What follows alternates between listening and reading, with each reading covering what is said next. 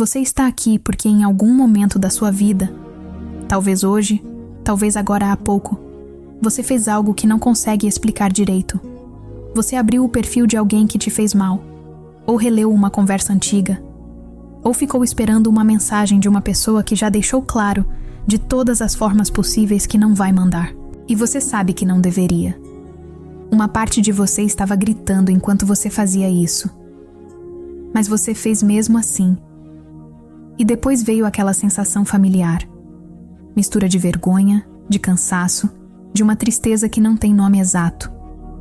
E você pensou, talvez não pela primeira vez, o que há de errado comigo? Eu preciso que você ouça o que eu vou dizer agora com toda a atenção que você tem. Não há nada de errado com você, mas há algo funcionando dentro de você que você ainda não aprendeu a ver. E enquanto você não vir esse mecanismo com clareza, enquanto você não souber o nome exato do que te prende, você vai continuar achando que o problema é falta de força de vontade, ou que você é obcecado, ou que você ama demais. Não é nada disso. O que está acontecendo tem um nome, tem uma origem, tem uma função. E quando você entender os três, a ficha vai cair de um jeito que nenhuma lista de dicas sobre autoestima jamais produziu. Então fica, porque o que eu tenho para te mostrar hoje não é informação, é um espelho. E depois que você se vê num espelho verdadeiro, você não consegue mais fingir que não viu. Vamos começar pelo começo. Não pelo começo da sua história com essa pessoa. Pelo começo do padrão.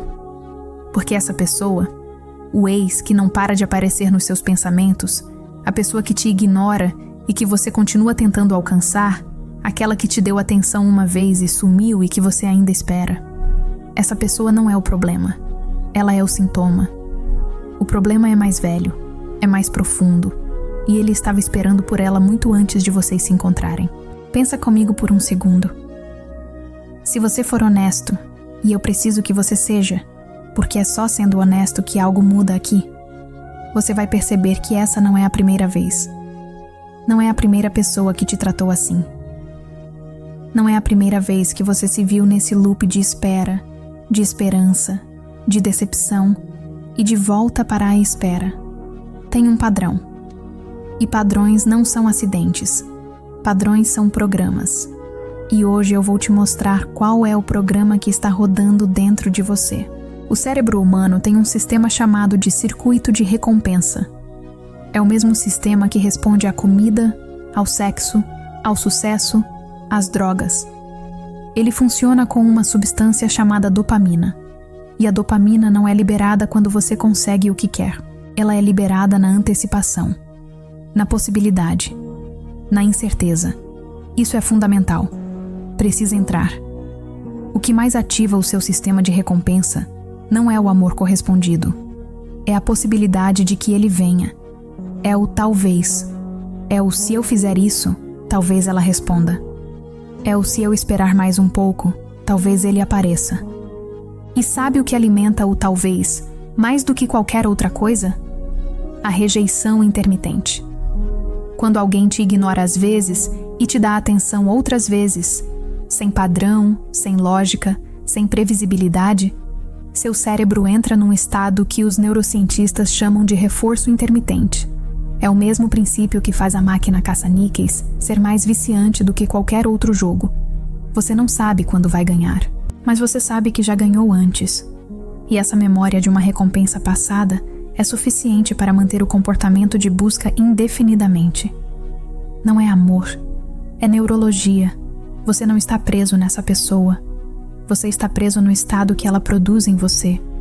E esse estado, essa mistura específica de ansiedade, esperança, antecipação e dor, esse estado é familiar.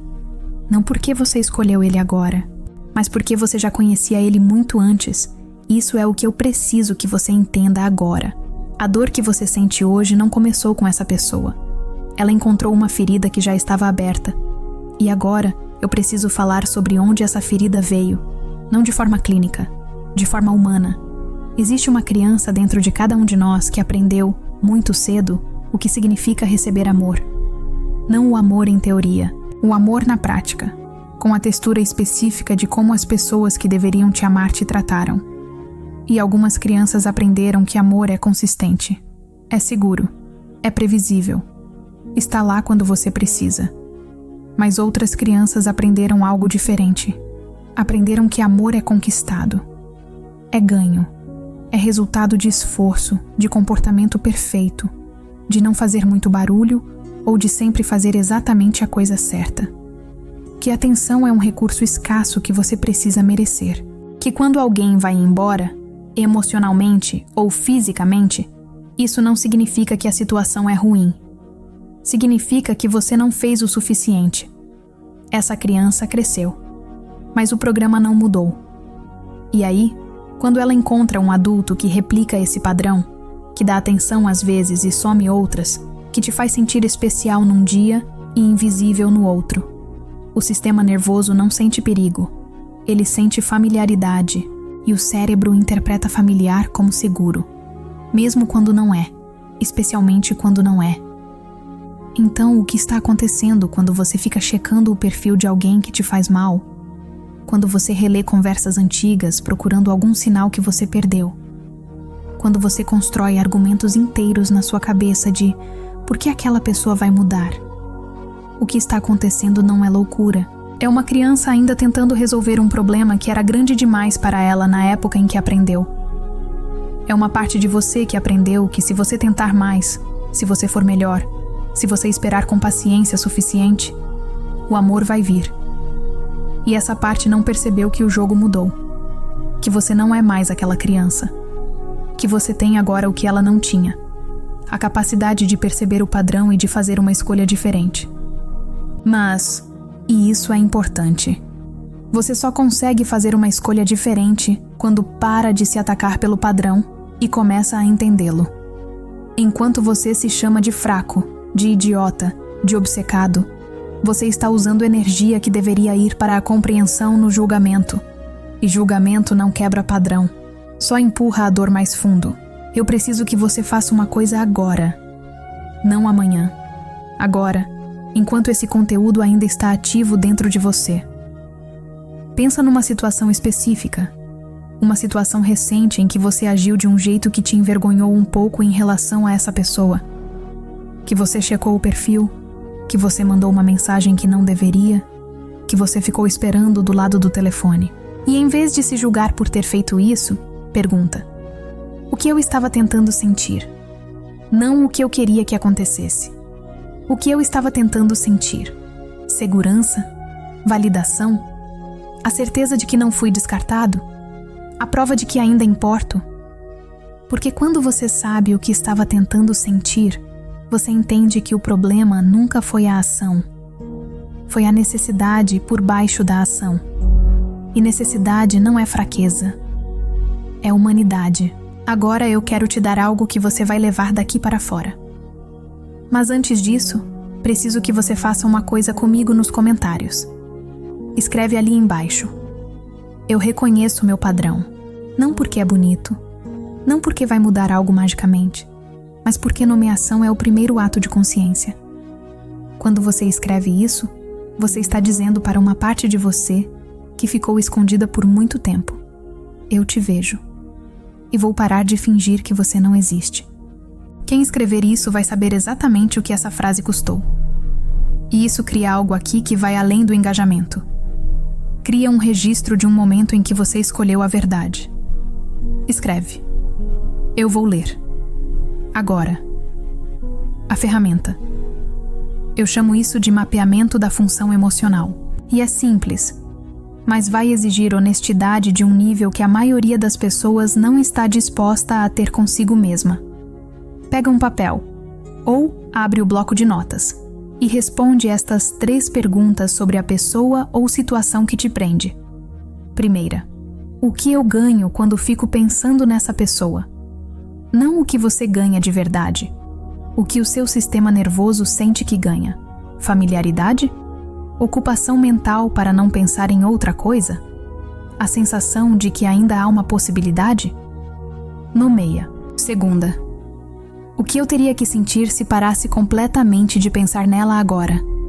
Não no futuro. Agora. O que emergiria se esse loop fosse cortado imediatamente? A maioria das pessoas que faz esse exercício descobre que o que está por baixo não é amor pela pessoa, é medo. Medo do vazio. Medo de que sem aquele loop o silêncio seja insuportável. Medo de que, sem aquela esperança, reste apenas a pergunta que mais dói. E agora, quem sou eu? Terceira. Essa sensação que tenho em torno dessa pessoa.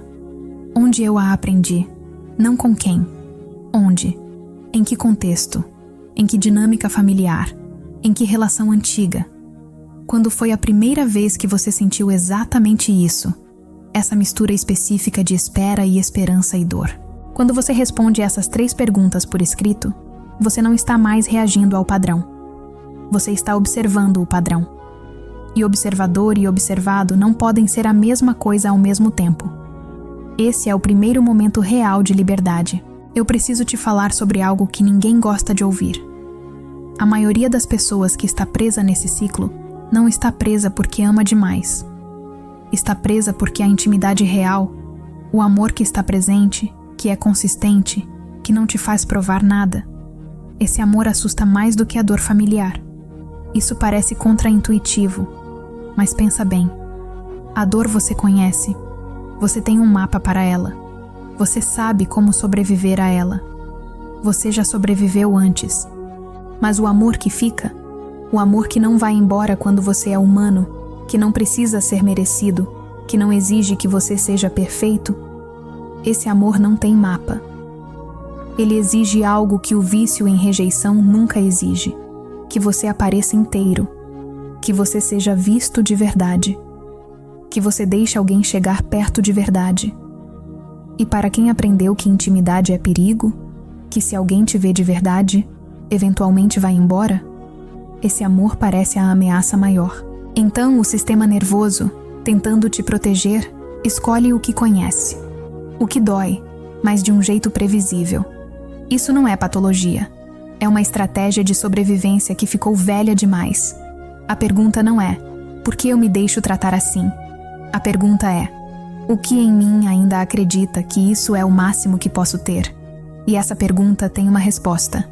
E a resposta não te condena. Ela te liberta. Mas só se você estiver disposto a olhar para ela. Vou falar agora sobre o que acontece se você não olhar. Não como ameaça, como descrição de um futuro que você já conhece, porque em algum nível você já viveu ele antes. Sem essa compreensão, sem nomear o mecanismo, sem mapear a função emocional, sem entender de onde veio essa programação. O que acontece é simples. Essa pessoa vai embora ou fica, pouco importa, porque o padrão não está nela. E a próxima pessoa que entrar na sua vida com as características certas vai ativar exatamente o mesmo circuito, vai produzir exatamente o mesmo estado. E você vai se encontrar aqui de novo. Talvez daqui a 6 meses, talvez daqui a 2 anos, com um nome diferente na mente, mas o mesmo peso no peito. Não porque você é fraco, porque o programa não foi atualizado. E programas não se atualizam com força de vontade, se atualizam com compreensão, com exposição à verdade, com a disposição de olhar para o que você aprendeu a evitar. Você já fez a parte mais difícil. Você chegou até aqui. Você ouviu coisas que provavelmente ninguém tinha dito para você com essa clareza antes. Isso não é coincidência. Você está aqui porque uma parte de você já decidiu que dessa vez vai ser diferente. Honra essa parte. Ela é a mais corajosa que você tem. E agora, porque você chegou até aqui, eu preciso te dizer o que fazer com tudo isso. O que você ouviu hoje é o mapa. A topografia do terreno interno que te manteve preso. Mas um mapa não é a jornada. O e-book Cura da Rejeição é o protocolo que continua de onde esse vídeo para. Não é mais informação, é processo. São exercícios específicos, na sequência certa, para trabalhar cada camada do que foi exposto aqui. A origem da ferida, o mecanismo do loop e o método concreto de reprogramar a resposta emocional à rejeição. Porque entender não é suficiente para mudar. Você precisa do processo que transforma a compreensão em experiência vivida. E é exatamente isso que ele entrega. O link está na descrição. Se o que você ouviu hoje ressoou, esse é o próximo passo. Antes de ir, preciso te pedir uma coisa. Se você chegou até aqui, Você não é uma pessoa qualquer buscando conteúdo de relacionamento. Você é alguém que está disposto a olhar para dentro quando a maioria das pessoas olha para fora e culpa o outro. Isso é raro, e raro merece um espaço raro. Se inscrever nesse canal não é apertar um botão. É declarar que você escolheu a profundidade quando o mundo inteiro te oferece superfície. É dizer que você prefere a verdade desconfortável à mentira confortável. Se isso é quem você está se tornando, clica no sino, porque o que eu tenho para te mostrar nos próximos vídeos vai ainda mais fundo. E para quem quer ir além do que um vídeo público comporta, o espaço dos membros existe para isso. Existem conversas que o algoritmo não suporta. Existem níveis de verdade que não cabem num vídeo aberto. A comunidade de membros é onde a transformação deixa de ser assistida e passa a ser vivida. O link também está na descrição, para quem já sabe que chegou a hora. Mas antes de você ir, uma última coisa. Você não está quebrado, você está programado. E programação pode ser reescrita. A diferença entre quem sai desse ciclo e quem fica não é sorte. Não é ter encontrado a pessoa certa. É ter encontrado a si mesmo com clareza suficiente para parar de confundir familiaridade com destino. Você não veio até aqui para encontrar alguém que te escolha. Você veio até aqui para aprender a se escolher. E isso, só isso, já está acontecendo.